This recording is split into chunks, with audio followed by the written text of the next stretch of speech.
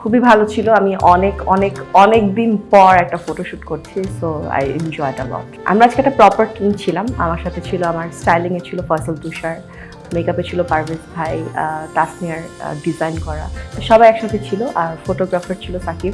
আমি একটা আজরাক শাড়ি পরেছি, সেটা আমার ভীষণ ভালো লেগেছে। বাট লুক যদি বলা হয়, লুক আমার এটাই সবচেয়ে বেশি ভালো লেগেছে।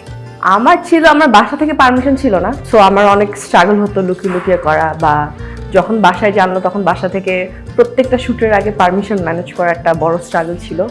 প্লাস আমার তখন ফুল টাইম স্টুডেন্ট ছিলাম, পড়ালেখা বা ক্লাসের পাশাপাশি শ্যুটের টাইমগুলো ম্যানেজ করা, এগুলোই এরকমই একটু ওই সময় যেটা হয় আর নার্ভাস ছিলাম না, কারণ প্রথম নাটকের আগে আমি প্রায় 17-18টা বিজ্ঞাপন করে ফেলেছিলাম, তো আমি ক্যামেরার সাথে ফ্রেন্ডলি ছিলাম।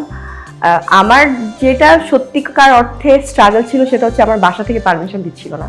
সো আমার প্যারেন্টসকে কনভিন্স করা আমাকে অভিনয় করতে দেয়, এটাই আমার সেই সময় সবচেয়ে বড় স্ট্রাগল ছিল।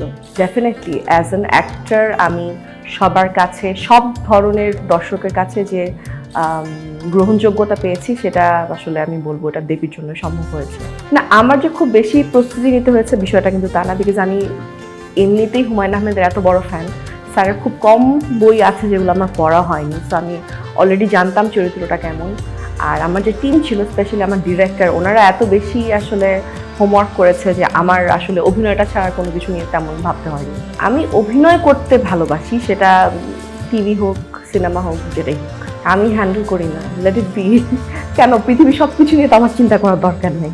জীবনের কঠিন সময়গুলো আসলে সামলানো তো একটু কঠিন, যেহেতু কঠিন সময়, কিন্তু দিস টু শ্যাল পাস। ভালো সময় খুব বেশি দিন থাকে না, একটা খারাপ সময় এক্সপিরিয়েন্স করতে হয়।